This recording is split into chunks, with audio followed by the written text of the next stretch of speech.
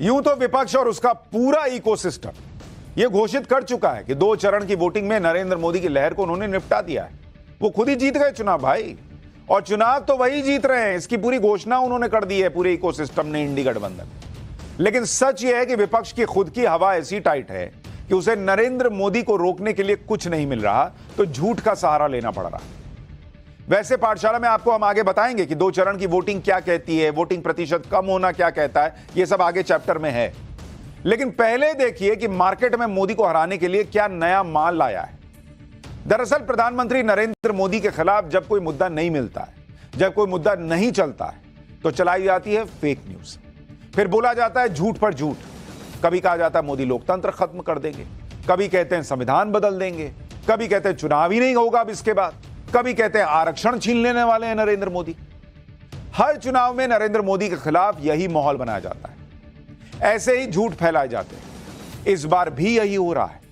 जब लोकसभा चुनाव के 2 चरण की वोटिंग हो चुकी है, जब लोकसभा की 190 सीटों पर वोट डाले जा चुके हैं, तो बीच चुनाव में एक बहुत बड़ा झूठ फैलाया जा रहा है। और यह झूठ फैला कौन रहा है? आरोप लग रहे हैं कि कांग्रेस के कुछ बड़े नेताओं ने इसमें योगदान दिया। आरोप लग रहा है कि कांग्रेस के इकोसिस्टम ने इस झूठ को फैलाया। सोचिए नरेंद्र मोदी को उस कुर्सी से खींचकर नीचे लाने के लिए किस हद तक एक इकोसिस्टम काम कर रहा है कि झूठ को हथियार बनाने का आरोप लग रहा है। और यह किस तरह से हो रहा है जरा वो भी देखिए। कांग्रेस ने आरक्षण पर झूठ फैलाना शुरू किया, बीजेपी नेताओं के एडिटेड वीडियो शेयर किए गए और कहा गया कि सरकार बन गई नरेंद्र मोदी की इस बार फिर से, तो बीजेपी आरक्षण खत्म कर देगी। लेकिन इसी झूठ पर अब कांग्रेस का इकोसिस्टम फंस गया है। एफआईआर हो चुकी है, जांच शुरू हो गई है, एक बड़े कांग्रेस नेता को पूछताछ तक के लिए बुला लिया गया है। और यह सब उस झूठे वीडियो को लेकर हो रहा है, जो झूठा वीडियो कांग्रेस के कुछ नेता और उनके इकोसिस्टम पर फैलाने के आरोप लग रहे हैं। आपको सबसे पहले इसी वीडियो की सच्चाई बता देता हूं, फिर आगे की बातें बताऊंगा। यह वीडियो गृह मंत्री अमित शाह का है, जिसमें एडिटिंग करके यानी वीडियो को काट छांट कर झूठ फैलाया गया। इस वीडियो को काट छांट कर ऐसा बना दिया गया मानो अमित शाह आरक्षण खत्म करने की बात कर रहे हो। वीडियो सुन ले कोई तो वो यही मान ले कि जैसे अमित शाह सच में ऐसा बोल रहे हो। लेकिन यह सरासर फेक वीडियो है, फेक न्यूज थी। और यह वीडियो भी नया नहीं है, बल्कि बहुत पुराना वीडियो है। और इसमें अमित शाह आरक्षण को खत्म करने की बात नहीं कर रहे, बल्कि धर्म के आधार पर मुसलमानों को मिल रहे आरक्षण को खत्म करने की बात कर रहे थे। अमित शाह का वीडियो अप्रैल 2023 में हैदराबाद की रैली का है। अमित शाह ने गैर संवैधानिक मुस्लिम आरक्षण हटाने की बात कही थी। अमित शाह के इस वीडियो को एडिट करके और शेयर कर दिया गया। एडिट करके मुस्लिम शब्द की जगह एससी, एसटी और ओबीसी शब्द जोड़ दिया गया। तो ऐसा लगने लगा कि अमित शाह जो है वो एससी, एसटी और ओबीसी का आरक्षण खत्म करने की बात कर रहे हैं, जबकि वो गैर संवैधानिक मुस्लिम आरक्षण को खत्म करने की बात कर रहे थे। आपको एडिटेड वीडियो और असली वीडियो एक साथ दिखाता हूं, जिससे पता चल जाएगा कि अमित शाह ने आरक्षण हटाने की बात कही ही नहीं थी। एक बार सुनिए इन दोनों वीडियो को, फिर बताऊंगा कि अमित शाह के इस फेक वीडियो केस में कैसे कांग्रेस के बड़े नेता फंस गए। भारतीय जनता पार्टी की सरकार बनेगी तो एक गैर संवैधानिक एससी, एसटी और ओबीसी का है वो रिजर्वेशन को हम समाप्त कर देंगे। रिजर्वेशन को हम समाप्त कर, भारतीय जनता पार्टी की सरकार बनेगी तो एक गैर संवैधानिक मुस्लिम रिजर्वेशन को हम समाप्त कर देंगे। ये अधिकार तेलंगाना के एससी, एसटी और ओबीसी का है, वो अधिकार उनको मिलेगा और मुस्लिम रिजर्वेशन को हम समाप्त कर देंगे। देखा आपने, अमित शाह कह रहे हैं कि एससी, एसटी, ओबीसी का अधिकार है, वो उनको देंगे। वहां से एससी, एसटी, ओबीसी जो उन्होंने कहा वो काट लिया। जहां पर वो कह रहे हैं कि मुस्लिम आरक्षण हटाएंगे, वहां से उसको जोड़ दिया और ऐसा बना दिया जैसे वो एससी, एसटी, ओबीसी का आरक्षण खत्म करने की बात कर रहे हैं। ये सब खेल चल रहा है इस चुनाव में बॉस।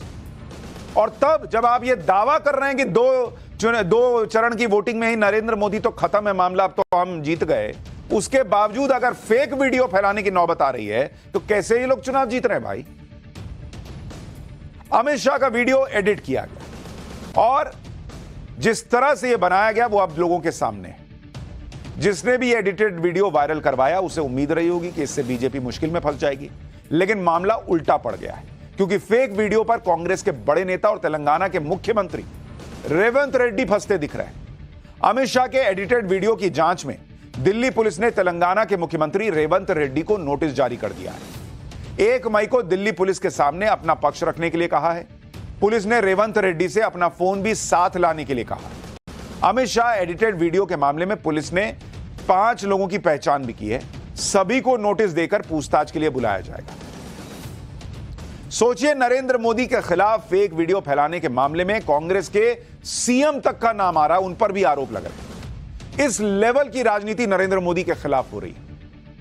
रेवंत रेड्डी का नाम इसलिए आया क्योंकि रेवंत रेड्डी तेलंगाना कांग्रेस के अध्यक्ष भी हैं और अमित शाह का यह वीडियो तेलंगाना कांग्रेस के सोशल मीडिया हैंडल से शेयर किया गया था। तेलंगाना कांग्रेस ने 27 अप्रैल को यह वीडियो शेयर किया और उसके बाद कांग्रेस समर्थकों ने इसे जमकर वायरल किया।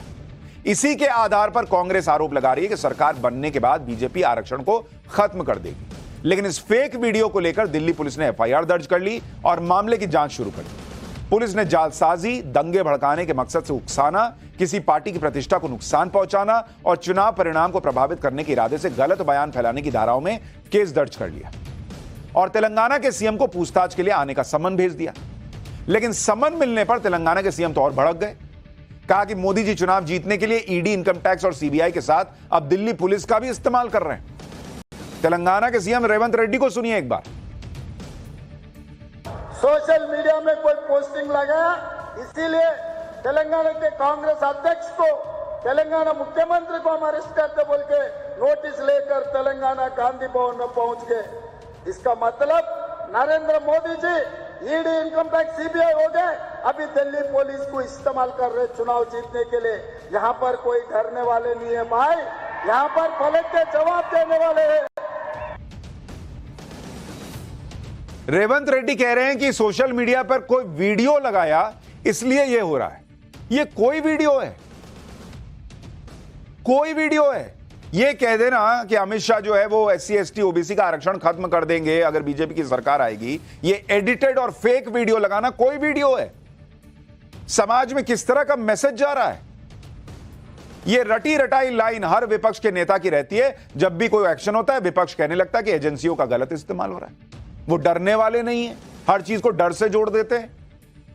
लेकिन यहां तो सीधे सीधे फेक न्यूज फैलाने का आरोप है। एडिटेड वीडियो की सच्चाई सामने आ गई है और खुद पुलिस सीएम को समन जारी करके पूछताछ के लिए बुला रही है। फिर भी यही कहा जा रहा है, यह नहीं कि हां हमने गलती कर दी, हमने फेक वीडियो फैला दिया। नहीं, हम डरते नहीं है, जो करना है कर लो। यानी क्या फेक न्यूज फैलाने की आजादी मिल गई है इस देश में? आज पीएम ने भी क्लियर कट वार्निंग दे दी कि जो लोग हताशा में हैं वो फेक न्यूज फैला रहे हैं। देश का कानून ऐसे लोगों को सबक सिखाएगा। सुनिए कैसे फेक न्यूज को लेकर पीएम मोदी गुस्से में हैं। फिर आपको बताऊंगा कि कैसे मोदी विरोधियों ने इस पूरे चुनाव में झूठ को ही सबसे बड़ा हथियार बनाया हुआ है। जो लोग चुनाव हार चुके हैं, मैदान खो चुके हैं, ये लोग इन दिनों टेक्नोलॉजी का उपयोग करके फेक वीडियो बना रहे हैं। आर्टिफिशियल इंटेलिजेंस का दुरुपयोग करते हुए मेरी आवाज में ऐसी भद्दी भद्दी चीजें आजकल सोशल मीडिया में डाल रहे हैं कि बहुत बड़ा खतरा पैदा हो रहा है। और इसलिए मेरी देशवासियों की अपील है कि कोई भी फेक वीडियो आपको नजर आए, आप पुलिस को जानकारी दो, हमारी पार्टी को जानकारी दो, कानूनी लोगों पर कार्रवाई होगी और उनको सबक सिखाया जाएगा। ये देश का कानून किसी के साथ भी इस प्रकार के खेल खेलने की इजाजत नहीं देता है। कांग्रेस और इंडी गठबंधन को पीएम मोदी के 400 पार वाले नारे से भी दिक्कत है। कांग्रेस कहती है कि 400 सीटें जीतने के बाद पीएम मोदी आरक्षण खत्म कर देंगे। पीएम मोदी ने एक इंटरव्यू में खुद बताया कि 400 सीटों का नारा क्यों दिया गया था। टाइम्स ऑफ इंडिया को दिए इंटरव्यू में पीएम मोदी ने कहा कि 400 सीटें जीतने के हमारे लक्ष्य के पीछे बड़ी वजह यह है कि हम SC ST और OBC के अधिकार बचाना चाहते हैं। हम बड़ा जनादेश चाहते हैं ताकि उनके आरक्षण और हक छीनकर अपने वोट बैंक को देने का विपक्ष का मंसूबा नाकाम हो सके। यानी एक तरह से प्रधानमंत्री वही बात कह रहे हैं जो वो बार बार दोहरा रहे हैं कि मुसलमानों को अलग से आरक्षण मिल जाए और एससी, एसटी, ओबीसी का आरक्षण जो है वो कट जाए। ये नहीं होने देने के लिए उनको 400 सीट की जरूरत है। चुनाव में मुद्दों पर बात होती है, लेकिन क्या इस चुनाव में विपक्ष के पास कोई मुद्दा ही नहीं बचा है कि उसने झूठ की फैक्ट्री खोलकर खटाखट झूठ फैलाना शुरू कर दिया? बिना किसी फैक्ट के, बिना किसी आधार के कुछ भी कहा जा रहा है। जैसे कभी कहा जाता है कि मोदी संविधान बदल देंगे। यह कहां लिखा है बॉस? किसी अपने घोषणा पत्र की बात लेकर बैठे हैं कि घोषणा पत्र में कहां लिखा है? यह कहां लिखा है कि संविधान बदल देंगे? कभी कहती है कांग्रेस कि यह देश का आखिरी चुनाव है। यह कहां लिखा है? किस घोषणा पत्र में लिखा है कि अब इसके बाद चुनाव नहीं होगा? और चुनाव नहीं कराना तो वन नेशन वन इलेक्शन पे काम क्यों हो रहा है? कभी कहती है कि देश में लोकतंत्र खत्म हो चुका है। लोकतंत्र खत्म हो चुका है तो चुनाव लड़ क्यों रहे हैं फिर? कभी कहती है कि मोदी पिछड़ों से नफरत करते हैं, पिछड़ों से नफरत करते हैं। सबसे ज्यादा ओबीसी मिनिस्टर नरेंद्र मोदी की कैबिनेट में है। कभी कहती है कि मोदी आरक्षण को खत्म कर देंगे। यह किस घोषणा पत्र में लिखा है कि आरक्षण खत्म कर देंगे? और नहीं लिखा है तो क्या फेक वीडियो फैला दिया जाएगा? कभी कहती है कि आरएसएस आरक्षण खत्म करना चाहती है। यह आरएसएस ने कब कह दिया भाई? हाल के चुनाव में। यानी इकलौता टारगेट यही दिख रहा है कि जो मन में आए वो कह दो, किसी भी तरह से लोगों को भ्रमित कर दो। अच्छा, इनके फर्जी फैक्ट चेकर्स फिर इनका फैक्ट चेक नहीं करते हैं। नरेंद्र मोदी कुछ कह देंगे तो उसका वर्ड बाय वर्ड मिलाते हैं और ये लोग कुछ कह दें तो उसका फैक्ट चेक नहीं होता है। यानी पूरा इकोसिस्टम ऐसा लग रहा है मिल के काम कर रहा है कि नरेंद्र मोदी को सत्ता से हटाना है। खास तौर पर आरक्षण को लेकर बार बार fake news, fake video viral करवाए जाते हैं। जैसा अमित शाह के साथ हुआ वैसा ही संघ प्रमुख मोहन भागवत के साथ हुआ। इस पर संघ प्रमुख ने क्या कहा है वो सुनिए। फिर आरक्षण पर फेक न्यूज फैला रही कांग्रेस खुद आरक्षण के किस मुद्दे पर घिरी हुई है और उस पर उसे जवाब देते नहीं बन रहा है वो भी बताऊंगा। मैं यहाँ आया कल तो मैंने सुना एक वीडियो घूम रहा है कि संघ वाले बाहर से तो बात ही अच्छे कर रहे हैं, अंदर जाके कहते हैं आरक्षण का हमारा विरोध है, बाहर हम बोल नहीं सकते। एकदम असत्य बात है, गलत बात है। जब से आरक्षण आया है तब से संविधान सम्मत सारे आरक्षण को संघ पूर्ण समर्थन देता है और संघ ये कहता है कि आरक्षण जिनके लिए है उनको जब तक आवश्यक लगेगा या सामाजिक कारणों से दिया गया है वो भेदभाव जब तक है तब तक ये आरक्षण जारी रहना चाहिए। यानी संघ प्रमुख भी कह रहे हैं कि वो आरक्षण के समर्थन में और जब तक भेदभाव खत्म नहीं होता आरक्षण जारी रहना चाहिए। जबकि गृह मंत्री अमित शाह ने तो आरक्षण के मुद्दे पर कांग्रेस को ही घेर लिया। अमित शाह ने कहा कि कर्नाटक में कांग्रेस ने पिछड़ों का आरक्षण मुसलमानों को दे दिया। जामिया मिलिया इस्लामिया और अलीगढ़ मुस्लिम यूनिवर्सिटी में तो पिछड़ों को आरक्षण का लाभ ही नहीं मिलता। सुनिए अमित शाह को, फिर आपको जामिया और एएमयू में आरक्षण की सच्चाई और कांग्रेस की सोच दोनों दिखाऊंगा। भारतीय जनता पार्टी की सरकार इस देश में 10 साल से चल रही है और दोनों बार पूर्ण बहुमत की सरकार मिली है। अगर भारतीय जनता पार्टी की मंशा होती कि आरक्षण को खत्म करना है तो हो चुका होता, बल्कि नरेंद्र मोदी जी ने पूरे देश के दलित, पिछड़े और आदिवासी भाई बहनों को गारंटी दी है जब तक भारतीय जनता पार्टी है आरक्षण को कोई हाथ नहीं लगा सकता। मैं आज देश की जनता को कहना चाहता हूं कि कांग्रेस पार्टी ने हमेशा एससी, एसटी और ओबीसी के आरक्षण पर हमले किए हैं। कर्नाटक में उनकी सरकार आई, 4% माइनॉरिटी आरक्षण किया, किसका कटा? ओबीसी का कटा। आंध्र प्रदेश में उनकी सरकार आई, वहां पर भी 5% माइनॉरिटी आरक्षण किया, किसका कटा? एससी, एसटी, ओबीसी का कटा।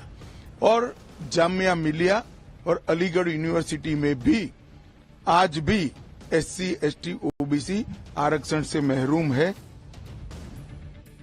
देश के गृह मंत्री अमित शाह जामिया मिलिया इस्लामिया यूनिवर्सिटी और अलीगढ़ मुस्लिम यूनिवर्सिटी की बात कर रहे हैं और ये दोनों इस देश की प्रतिष्ठित एजुकेशनल इंस्टीट्यूशंस हैं।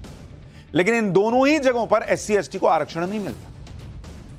अच्छा, ऐसा नहीं है कि कभी नहीं मिलता था, मिलता था, अब नहीं मिलता और उसकी वजह जानकर आप हैरान रह जाएंगे। जामिया मिलिया इस्लामिया में 2011 तक एससी, एसटी को आरक्षण मिलता था। साल 2011 में NCMEI यानी national commission for minority educational institutions ने जामिया मिलिया को अल्पसंख्यक संस्थान का दर्जा दे दिया। कहा गया कि जामिया मिलिया की स्थापना मुसलमानों के फायदे के लिए मुसलमानों द्वारा की गई थी। अल्पसंख्यक संस्थान का दर्जा मिलने के बाद SC ST को मिलने वाला आरक्षण खत्म हो गया। 2011 में केंद्र में कांग्रेस की सरकार थी और उसी के दौर में जामिया मिलिया से आरक्षण खत्म हुआ SC ST का, लेकिन कांग्रेस खामोश रही क्योंकि सवाल वोट बैंक से जुड़ा हुआ था। इसी तरह से अलीगढ़ मुस्लिम यूनिवर्सिटी से भी आरक्षण खत्म किया गया। अलीगढ़ मुस्लिम यूनिवर्सिटी का केस भी आपको बताता हूं। 1981 तक अलीगढ़ मुस्लिम यूनिवर्सिटी में पिछड़ों को आरक्षण का लाभ मिलता था। 1981 में संसद में AMU संशोधन बिल लाया गया जिससे AMU यानी अलीगढ़ मुस्लिम यूनिवर्सिटी को अल्पसंख्यक का दर्जा दे दिया गया। उस समय केंद्र में कांग्रेस की सरकार थी और प्रधानमंत्री थी इंदिरा गांधी जी। इस बिल के पारित होने के बाद AMU में पिछड़ों का आरक्षण खत्म कर दिया गया। कांग्रेस ने 1980 के चुनावी घोषणा पत्र में अलीगढ़ मुस्लिम यूनिवर्सिटी को अल्पसंख्यक का दर्जा देने का वादा भी किया था। इसके बारे में बिल को संसद में पेश करते समय तत्कालीन शिक्षा राज्य मंत्री शीला कौल ने तो गर्व जताया था। शीला कौल ने कहा था कि कांग्रेस ने 1980 में प्रतिज्ञा ली थी कि AMU को अल्पसंख्यक का दर्जा देंगे। सोचिए, कांग्रेस घोषणा पत्र में वादा करके AMU को अल्पसंख्यक दर्जा दिला रही थी और पिछड़ों को मिलने वाले आरक्षण को एक झटके में खत्म कर रही थी। कोई अफसोस नहीं था। और यही बात देश के गृह मंत्री अमित शाह याद दिला रहे हैं कि अगर धर्म के आधार पर आरक्षण देंगे तो SC ST OBC का ही आरक्षण जाएगा एक तरह से। कांग्रेस इस पर जवाब नहीं देती, लेकिन आरक्षण के मुद्दे पर झूठ फैलाने का आरोप उस पर बार बार लगता है कि मोदी और संघ वाले आरक्षण खत्म कर देंगे। कांग्रेस का इकोसिस्टम जो झूठ फैलाता है उसका वॉल्यूम राहुल गांधी अपनी रैलियों से बढ़ा देते हैं। सुनिए राहुल गांधी को, फिर सुनाऊंगा कि PM मोदी ने झूठा नैरेटिव फैलाने वालों को क्या चुनौती दी। आज RSS के जो चीफ है उनका बयान आता है कि हम रिजर्वेशन के खिलाफ नहीं है। अरे, इन्होंने ही पहले स्टेटमेंट दिया था कि रिजर्वेशन के खिलाफ है। जो भी रिजर्वेशन के खिलाफ है सारे के सारे इनकी पार्टी में जा रहे हैं। जो भी रिजर्वेशन के कॉन्स्टिट्यूशन के खिलाफ है सारों को ये ले रहे हैं, फिर कह रहे हैं कि भैया हम रिजर्वेशन के खिलाफ नहीं है। और इसका लक्ष्य क्या है मैं बता देता हूं, क्योंकि ये 20-22 अरबपतियों की मदद करना चाहते हैं। अब कोई फैक्ट चेकर, कोई फर्जी फैक्ट चेकर या इधर उधर वीडियो बनाने वाले ये लोग राहुल गांधी से नहीं पूछेंगे कि कहां लिखा है बीजेपी के मैनिफेस्टो में कि वो लोग आरक्षण खत्म करने वाले हैं। कोई इनसे पलट के नहीं पूछेगा कि अगर आरक्षण खत्म ही करना था तो 10 साल में क्यों नहीं किए। कोई नहीं पूछेगा इनसे। इनको बोलने की आजादी है और फिर घूम फिर कर वही अरबपति दोस्त। कुछ दिन में मुझे लगता है राहुल गांधी ये भी बोल देंगे आपके घर में पानी नहीं आ रहा है क्योंकि नरेंद्र मोदी ने आपके घर का पानी अरबपति दोस्तों को दे दिया है। गजब ही हिसाब है, हर चीज में वही एक लाइन लास्ट में ले आते हैं। दूसरी तरफ प्रधानमंत्री नरेंद्र मोदी जो इस तरह के नैरेटिव को कैसे तोड़ना है अच्छे से जानते हैं। आज PM मोदी ने फेक नैरेटिव बनाने वालों को साफ शब्दों में कह दिया कि मोदी जो कहता है ना सीना ठोक कर कहता है, आंख में आंख मिलाकर लड़ाई लड़ता है। मोदी पीठ पीछे वार नहीं करता। सुनिए क्या कह रहे हैं अपने बारे में वो खुद। ये खेल बहुत बढ़ाया इन लोगों ने हताशा और निराशा में, और इसलिए मेरे भाइयों बहनों हमें जागरूक रहने की जरूरत है।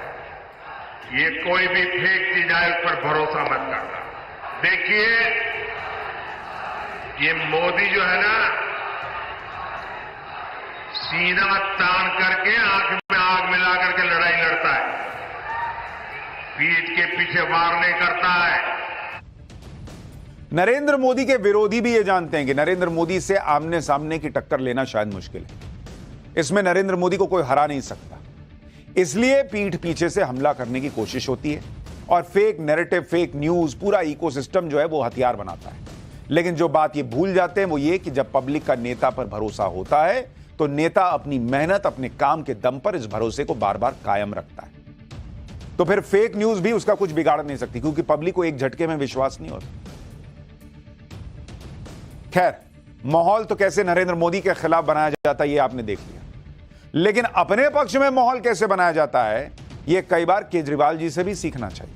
कोर्ट में केजरीवाल जी ऐसा एक्सपोज हुए हैं कि उनके शिक्षा मॉडल की तारीफ छापने वाला न्यूयॉर्क टाइम्स भी मुंह छिपाता फिर रहा होगा इस वक्त।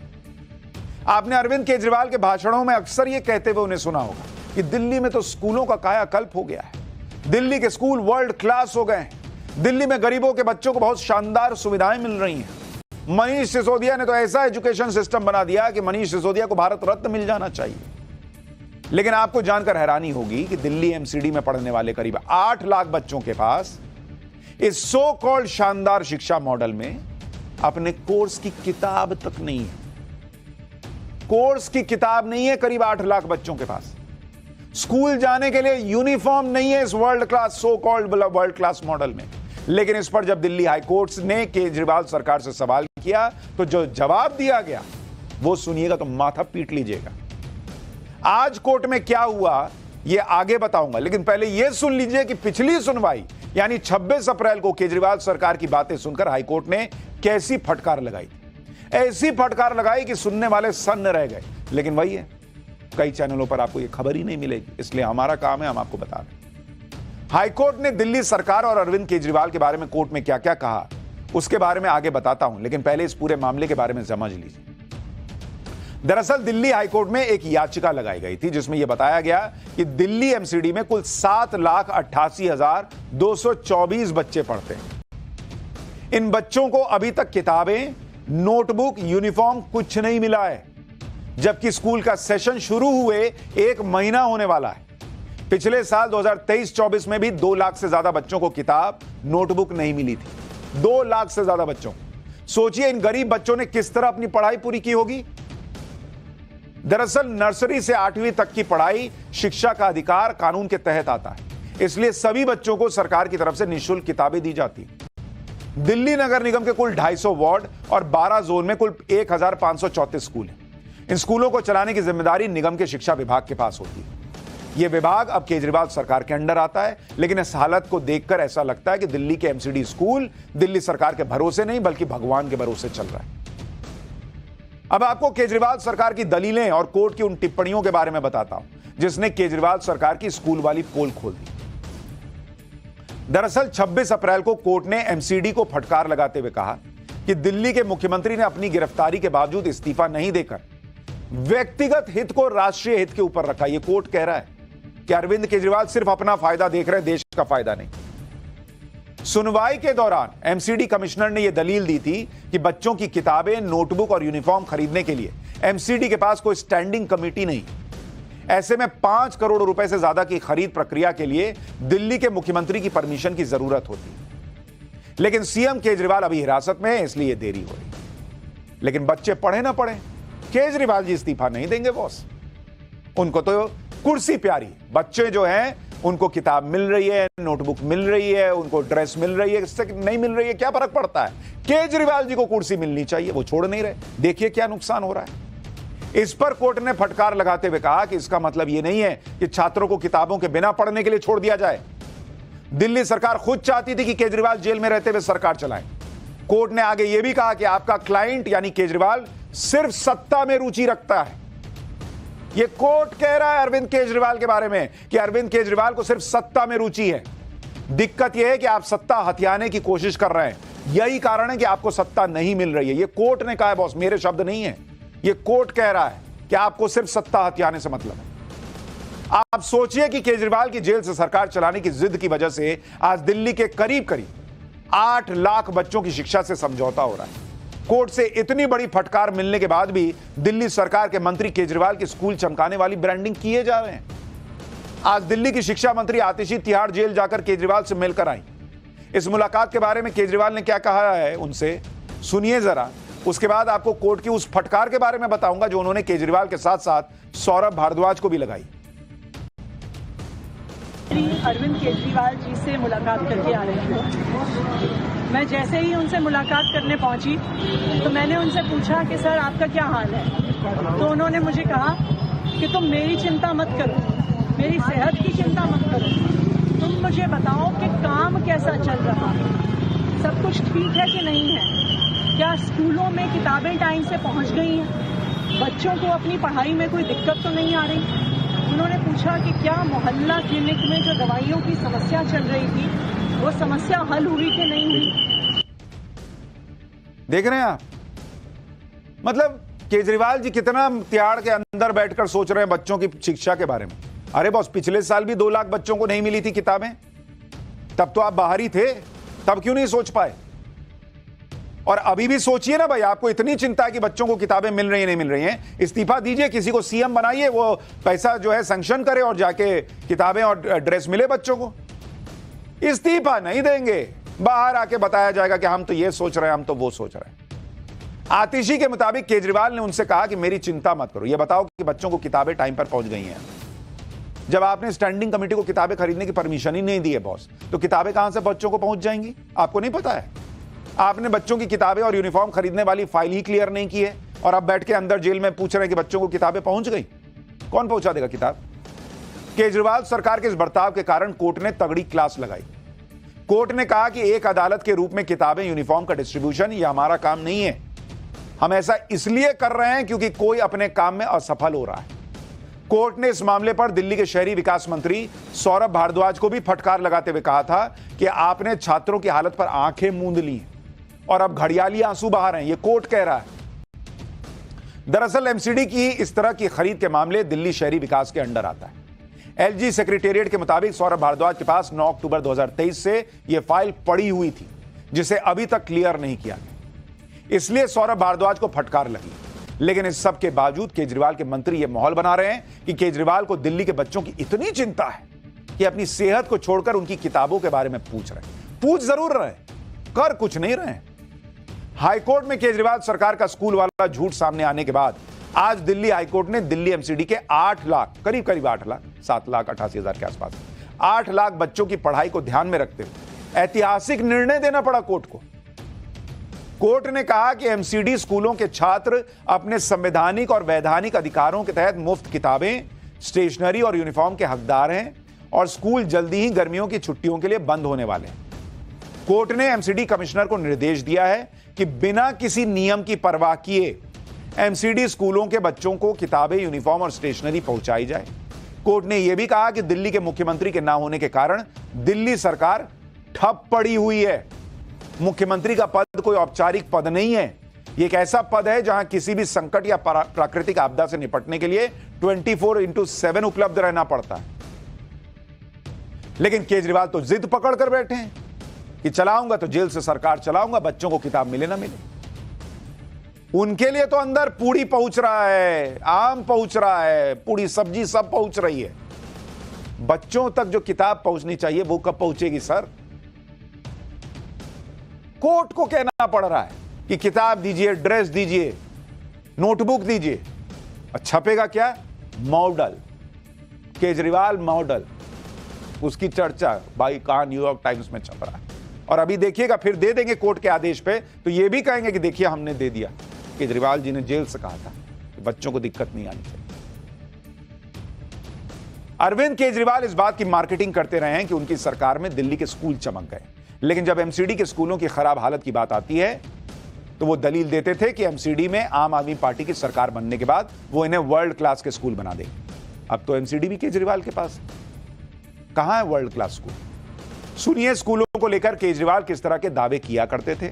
इसके बाद दिल्ली के हेल्थ सुविधाओं का सच भी दिखाऊंगा। पहले सरकारी स्कूलों का बुरा हाल होता था, टेंट में चला करते थे, ना कोई दीवारें, ना कोई छत, ना पंखे, टॉयलेट भी नहीं होते थे, पानी भी नहीं होता था। बच्चे आते थे, घंटा भर रुकते थे, फिर भाग जाते थे, कोई पढ़ाई नहीं होती थी। गरीब आदमी बड़ी मुश्किल से गरीबी में अपने बच्चों को स्कूल, सरकारी स्कूल में भेजता था मजबूरी में। अमीरों के बच्चे प्राइवेट में जाते थे, गरीबों के बच्चे सरकारी स्कूल में जाया करते थे। आज दिल्ली के अंदर ये अमीरों और गरीबों के बीच की जो खाई थी वो हमने बंद कर दी। इन्होंने खाई बंद कर दी, ये जून 2023 में कह रहे थे, और आज कोर्ट को किताबें देनी पड़ रही हैं बच्चों को। पता नहीं कौन सी खाई बंद कर दी है भाई। ऐसा पहली बार नहीं कि जब कोर्ट से केजरीवाल को उनके विकास के दावों पर फटकार लगी। पहले भी कई बार कोर्ट ने दिल्ली सरकार को फटकार लगाते हुए सख्त टिप्पणियां की। फरवरी 2024 में दिल्ली हाईकोर्ट ने केजरीवाल सरकार को फटकार लगाते हुए कहा था कि आप लोग हमें बता रहे हैं कि दिल्ली के अस्पतालों में बेड की संख्या बहुत अच्छी है और सबका इलाज हो जा रहा है, लेकिन सच यह है कि आपके पास दिल्ली की 3 करोड़ जनता के लिए सिर्फ 6 सीटी स्कैन मशीन है। आगे कोर्ट ने यह भी कहा कि हमें यहां बैठे बैठे पता है कि वो मशीनें काम नहीं कर रही हैं। मार्च 2024 में हाईकोर्ट ने दिल्ली सरकार की पैथ लैब, जहां टेस्ट होते हैं ब्लड टेस्ट, पैथ लैब के मामले में फर्जी ब्लड रिपोर्ट कांड पर सख्त टिप्पणी की थी। दरअसल दिल्ली सरकार ने कई पैथ लैब को मरीजों की ब्लड की जांच रिपोर्ट का टेंडर दिया था। इनमें कई पैथ लैब्स फर्जी रिपोर्ट बनाकर सरकार से फंड ले रहे थे, यह आरोप लगा। इस पर हाईकोर्ट ने दिल्ली सरकार को स्वास्थ्य नीति में बदलाव करने के लिए कहा था, लेकिन इसमें कोई सुधार नहीं किया। ऐसे में कोर्ट ने फटकार लगाते हुए कहा कि अगर जरूरत पड़ी तो हम दिल्ली सरकार के हेल्थ मिनिस्टर और हेल्थ सेक्रेटरी को जेल भेज देंगे। नवंबर 2023 में हाईकोर्ट में यह बात सामने आई कि दिल्ली के 9 सरकारी अस्पतालों में कोई आईसीयू सुविधा नहीं है। इसके अलावा 11,473 बेड में से सिर्फ 1,396 पर आईसीयू की सुविधा है।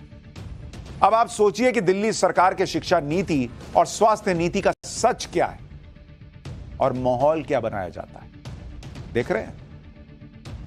खैर, अब माहौल ही बनाने की बात हो रही है तो उस माहौल की भी बात कर लेते हैं जो बनाया जा रहा है 2 चरण की वोटिंग के बाद कि कम वोट पड़ गए मतलब मोदी तो गए हो।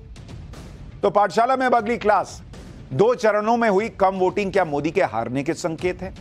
2 फेज की 190 सीटों पर वोटिंग कंप्लीट हुई, मोदी ने कितनी सीटें जीत ली भाई? वायनाड से जो खबर आ रही है क्या वो राहुल गांधी के हारने के संकेत हैं? यानी अब चुनाव से जुड़ी सारी खबरें कंप्लीट चैप्टर।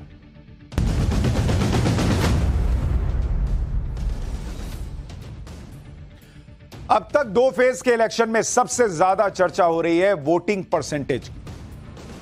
इसे लेकर सब अपना अपना अलग अलग एनालिसिस रखने में जुटे हुए हैं। खासतौर पर इंडी गठबंधन और उनके समर्थक ये माहौल बना रहे हैं कि वोटिंग परसेंटेज तो कम हो गया है, इसका मतलब नरेंद्र मोदी तो गए। यानी कम वोटिंग को लेकर यह थ्योरी खूब चलाई जा रही है कि इसका सीधा नुकसान नरेंद्र मोदी को होगा।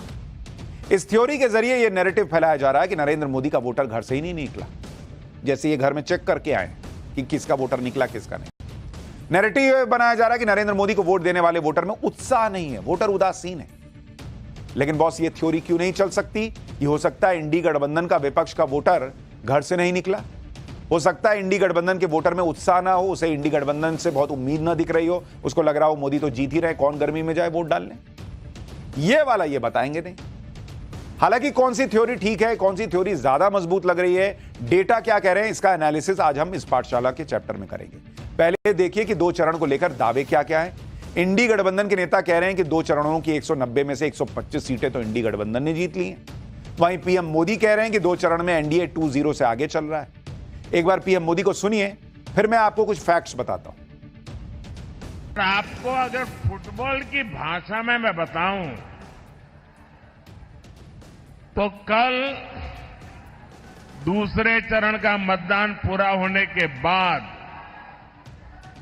बीजेपी और एनडीए 2-0 से आगे चल रहे हैं।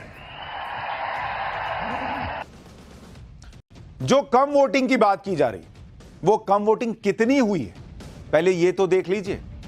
अगर मैं आपको इसके बारे में बताऊं कि वोटिंग प्रतिशत कम कितना है, हालांकि अभी भी इलेक्शन कमीशन से फाइनल डेटा आना बाकी है, लेकिन अगर आप देखेंगे पहला चरण, इसमें सीट कितनी थी? सीट थी 102 और वोटिंग परसेंट आप देखेंगे, वोटिंग प्रतिशत अगर आप देखेंगे तो 2019 में था फर्स्ट फेज की इन सीटों के लिए 69.9% वोट पड़े थे, ऑलमोस्ट 70% के आसपास। 2024 में कितना वोट पड़ा है?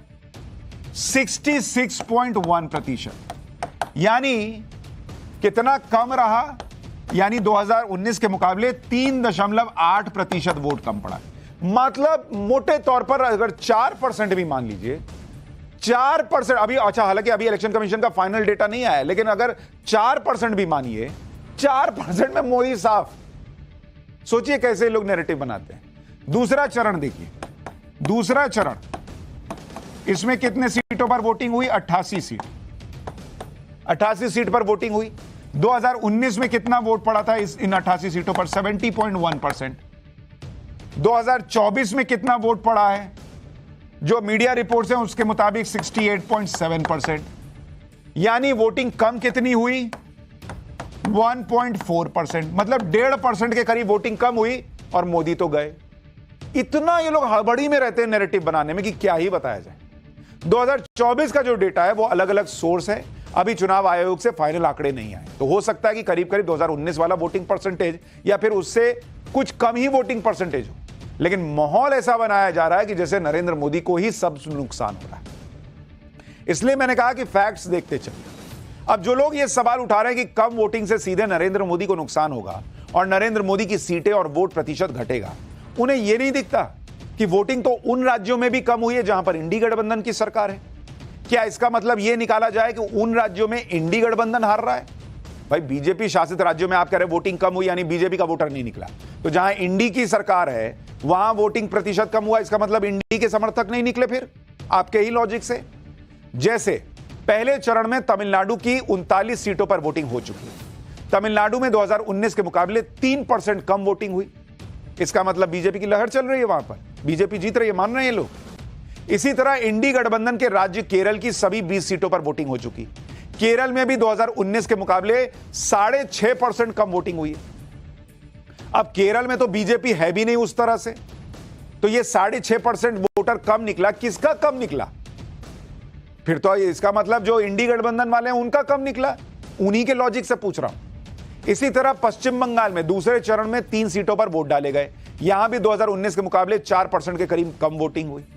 अब अगर इंडी गठबंधन के इन राज्यों में वोटिंग कम हुई तो क्या इंडी गठबंधन और उनके इकोसिस्टम के लॉजिक से अगर माना जाए तो इंडी गठबंधन का वोटर वोट देने घर से नहीं निकला? इसका मतलब इन राज्यों में ये लोग हार रहे हैं। फिर जो लॉजिक ये चला रहे हैं कि मोदी तो गए तो इंडी भी गया फिर इन राज्यों में। इसी तरह आप देखिए कि दूसरे चरण में राहुल गांधी की वायनाड सीट पर भी वोटिंग हुई है और राहुल गांधी की सीट पर भी वोटिंग पिछली बार के मुकाबले कम हुई है। अब जरा इस लॉजिक को देखिए कि वोटिंग कम होने का मतलब अगर हार जाना होता है तो राहुल गांधी जिस वायनाड सीट पर लड़ रहे हैं वहां वोटिंग प्रतिशत देखिए 2019 में कितना वोट पड़ा था? 80.37% वोट पड़ा 2019 में, और इस बार वोट पड़ा है 2024 में 73.57%। यानी जो कमी है वो करीब करीब 7% के आसपास है, 6.8%। अब अगर 7% वायनाड में वोट कम पड़ा है तो इंडी गठबंधन के लॉजिक से क्या राहुल गांधी हार रहे हैं? भाई आप कम वोटिंग का ट्रेंड मतलब सामने वाला गया तो राहुल गांधी हार रहे हैं आपके लॉजिक से फिर तो।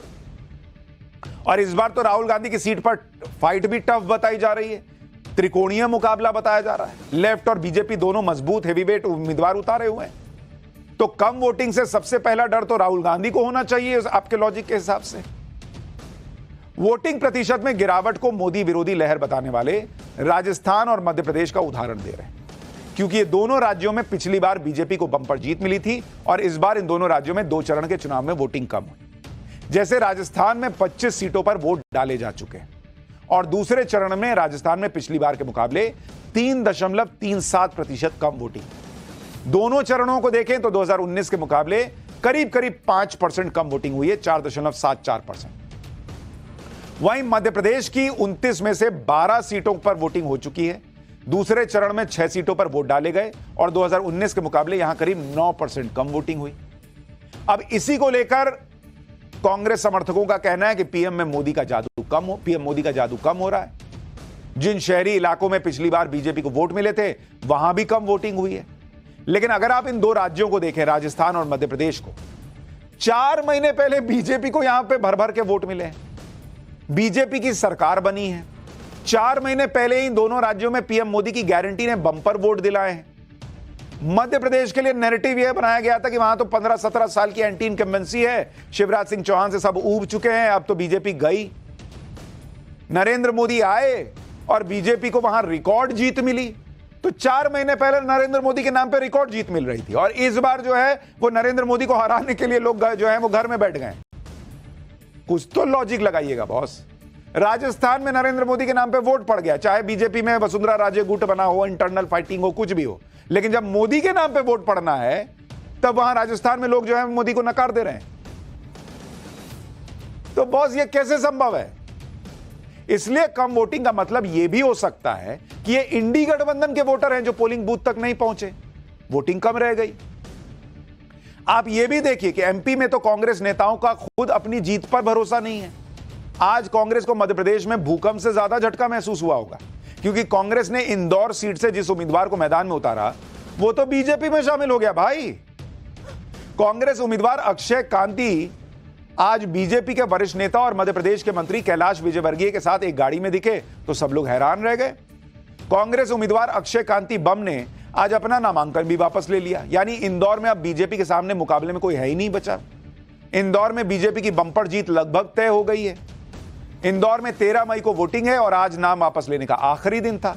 कांग्रेस उम्मीदवार अक्षय कांति बम बीजेपी के विधायक के साथ अपना नामांकन वापस लेने के लिए कलेक्टर ऑफिस पहुंचे थे। इंदौर सीट पर कांग्रेस समेत 3 उम्मीदवारों ने अपना नाम वापस ले लिया। इंदौर सीट पर कांग्रेस का संकट अब इतना बढ़ गया है कि सूत्रों के मुताबिक कांग्रेस अब उन उम्मीदवारों की लिस्ट निकाल रही है जो इंदौर सीट पर निर्दलीय लड़ रहे हैं। सूत्र बता रहे हैं कि किसी एक निर्दलीय को कांग्रेस सपोर्ट कर सकती है क्योंकि उनका अपना उम्मीदवार तो पार्टी छोड़कर चला गया।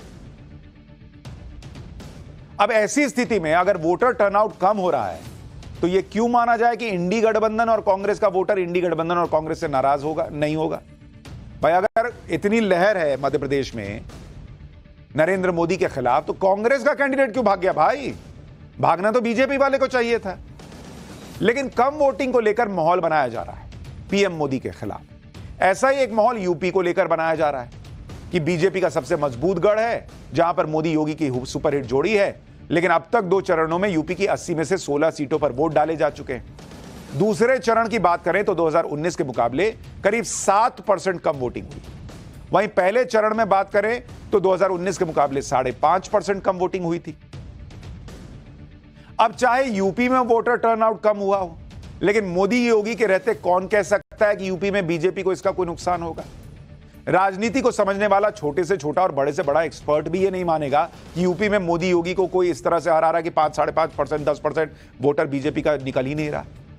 इसलिए इस थ्योरी में भी लॉजिक है कि हो सकता है विपक्ष का वोटर हताश है, निराश है, वो वोट देने ही नहीं निकला। क्योंकि अगर मध्य प्रदेश, राजस्थान और यूपी को मिलाकर देखें तो संभव है कि इन तीनों राज्यों में बीजेपी और एनडीए गठबंधन लोगों को बहुत मजबूत दिख रहा हो और एनडीए गठबंधन के वोटर को विपक्ष के जीतने की कोई उम्मीद ही ना दिख रही हो, इसलिए वो वोट करने ना निकला। दूसरी बात, राम मंदिर की प्राण प्रतिष्ठा के बाद से एनडीए गठबंधन को लेकर लोगों में बहुत नाराजगी है और शायद यही वजह हो सकती है कि जो वोटर एनडीए गठबंधन को वोट देने वाला था वो इस हिंदी हार्टलैंड में, भाई मध्य प्रदेश, राजस्थान, यूपी, यहां पर इसका प्रभाव ज्यादा है राम मंदिर के मुद्दे का। इन तीनों ही जगहों पर हो सकता है कि इंडी गठबंधन का वोटर नहीं निकला। वो जो नारा है कि जो राम का नहीं वो किसी काम का नहीं, हो सकता है वोटर के मन में बैठ गया हो कि तुम नहीं गए राम मंदिर के कार्यक्रम में, मैं तुम्हें वोट देने नहीं जाऊंगा। तीसरी बात, इन 3 राज्यों में से यूपी में तो सीएम योगी का मजबूत नेतृत्व है। यूपी में बीजेपी लगातार 2 विधानसभा और 2 लोकसभा चुनाव में बड़ी जीत हासिल कर चुकी है। ऐसे में यूपी में बीजेपी को किसी नुकसान के बारे में कोई दूर दूर तक अनुमान भी नहीं लगा सकता। चौथी बात, एमपी और राजस्थान में कुल 54 सीटें हैं जिसमें से पिछली बार 53 सीटें बीजेपी ने जीती थी। तो जब बीजेपी का इतना मजबूत गढ़ है तो हो सकता है कि इंडी गठबंधन के वोटर को कोई उम्मीद ना दिख रही हो, इसलिए वो घर बैठ रहा हो। पांचवी बात, इन हिंदी बेल्ट के राज्यों में इंडी गठबंधन ना तो कोई जबरदस्त चुनावी माहौल बना पाया, ना बड़ी बड़ी रैलियां कर पाया। यूपी में इंडी गठबंधन में शामिल समाजवादी पार्टी उम्मीदवारों को लेकर ही कंफ्यूजन में दिखी। ये सब फैक्टर्स हो सकता है कि इंडी गठबंधन को वोट देने वाले वोटर को निराश कर रहे हो और वो घर से नहीं निकला। इन तथ्यों की बात नहीं हो रही, इन फैक्ट्स की बात नहीं हो रही। ये हुआ नहीं हुआ ये तो 4 जून को पता चलेगा, लेकिन कुछ भी नैरेटिव बना देना है ये तो दिख रहा है। आप ये भी देखिए कि अगर वाकई यूपी में कम वोटिंग से पीएम मोदी को नुकसान हो रहा होता तो फिर कांग्रेस अभी तक अमेठी रायबरेली में उम्मीदवार क्यों नहीं उतार पाई? बॉस, लॉजिक तो है ना भाई। यूपी में नरेंद्र मोदी, योगी को कोई नहीं पसंद कर रहा, तो अमेठी रायबरेली में कांग्रेस ने अभी तक उम्मीदवार क्यों नहीं उतारा? उतार देते, कहते गए इनका तो सुपड़ा साफ हो रहा है, उतरो तुम उतरो। क्यों नहीं उतारे अभी तक कैंडिडेट? क्यों अखिलेश यादव को बार बार कैंडिडेट बदलना पड़ा? क्यों अखिलेश यादव को अपने भतीजे को हटाकर खुद चुनाव लड़ना पड़ा? ये सब कुछ प्रश्न हैं जो पूछे जाने चाहिए। विपक्ष का हाल तो यह है कि बीच चुनाव में उसके नेता छोड़कर भाग रहे हैं। जैसे दिल्ली में तो कांग्रेस के साथ बड़ा खेल हुआ। दिल्ली में चुनाव से ठीक पहले अरविंदर सिंह लवली जो दिल्ली कांग्रेस प्रदेश के अध्यक्ष थे, उन्होंने अचानक अपने पद से इस्तीफा देकर सबको चौंका दिया। अरविंदर लवली ने अपने इस्तीफे की कई वजह गिनवाई, जिसमें दो प्रमुख वजह है आम आदमी पार्टी से गठबंधन और दूसरा कन्हैया कुमार, उदित राज जैसे नेताओं को टिकट देना। अरविंदर लवली ने ऐसे वक्त में इस्तीफा दिया है जब दिल्ली में लोकसभा चुनाव का प्रचार चरम पर है। अरविंदर लवली ने अपने इस्तीफे में यह भी कहा कि उन्हें केजरीवाल की गिरफ्तारी के वक्त सीएम आवास पर जाने के लिए मजबूर किया गया था। उधर आम आदमी पार्टी अरविंदर सिंह लवली की तारीफ कर रही है। संजय सिंह कह रहे हैं कि दिल्ली में गठबंधन का क्रेडिट अरविंदर सिंह लवली को जाता है, जबकि अरविंदर सिंह लवली कह रहे हैं कि जब गठबंधन बना था तब तो वो दिल्ली के प्रदेश अध्यक्ष भी नहीं थे। शायद जेल से बाहर आने के बाद संजय सिंह सदमे में। अरविंदर सिंह लवली ने कहा कि जब वो दिल्ली कांग्रेस के प्रदेश अध्यक्ष बने थे तब तो संजय सिंह जेल चले गए थे, उन्हें कैसे पता कि मेरी वजह से गठबंधन संभव हो पाया है। सुनिए एक बार अरविंदर लवली। कांग्रेस के कार्यकर्ताओं की मूल भावनाओं के खिलाफ जाके अलायंस का फैसला करने गया। मैं आपसे प्रश्न पूछना चाहता हूं, क्या ये सही नहीं है कि अजय माकन ने शीश महल पे और शराबबंदी पे प्रेस कॉन्फ्रेंस की थी? वो हमारे पूर्व अध्यक्ष हैं, अभी तो ट्रेजरर भी हैं। क्या ये सही नहीं है कि शराब घोटाले की एफआईआर जो है हमारे अनिल चौधरी जी ने दाखिल कराई थी? क्या ये सही नहीं है कि संदीप दीक्षित ओपनली अलायंस का विरोध कर रहे थे? तो कांग्रेस के कार्यकर्ताओं की भावनाएं तो खिलाफ हो गई ना। तो मैंने ये लिखा है कि कांग्रेस के कार्यकर्ताओं की मूल भावनाओं के खिलाफ अलायंस हुआ, उसके बावजूद अध्यक्ष के रूप में मैंने उस फैसले को स्वीकार किया, न केवल स्वीकार किया बल्कि उसका फ्रंट बना मैं, और मैंने ये इंश्योर किया कि कांग्रेस के कार्यकर्ता भी उस लाइन में आए। और जब मुझे कहा गया कि केजरीवाल जी गिरफ्तार हो रहे हैं तो आप वहां जाइए, न केवल मैं गया, संदीप दीक्षित जिनकी मदर के बारे में इस सब चीजें बोली गई, आपको लगता है कि बिना ऊपर के दबाव के वो वहां जा सकते हैं? तो हम लोग वहां गए और हमने वहां क्या कहा? हमने कहा कि हम टाइमिंग पे प्रश्न उठा रहे हैं, हमने कोई क्लीन चिट नहीं दी। यानी नेता पार्टी छोड़ छोड़ कर जा रहे हैं, कैंडिडेट नॉमिनेशन वापस ले रहे हैं, वोटिंग प्रतिशत चुन्नू सा ऊपर नीचे हुआ है और उसमें माहौल ऐसा बना दिया गया कि जैसे चुनाव तो खत्म हो गया, नरेंद्र मोदी तो हार गए। इसलिए मुझे लगा कि कुछ फैक्ट्स आपको बताने चाहिए। नतीजा 4 जून को आ ही जाएगा, क्या सच क्या झूठ सब पता चल जाएगा। लेकिन पाठशाला में अब अगली क्लास, इंडी गठबंधन जीता तो 5 साल में 20 प्रधानमंत्री बना देगा क्या? चुनावी खबरों का कंप्लीट चैप्टर भी देख लीजिए।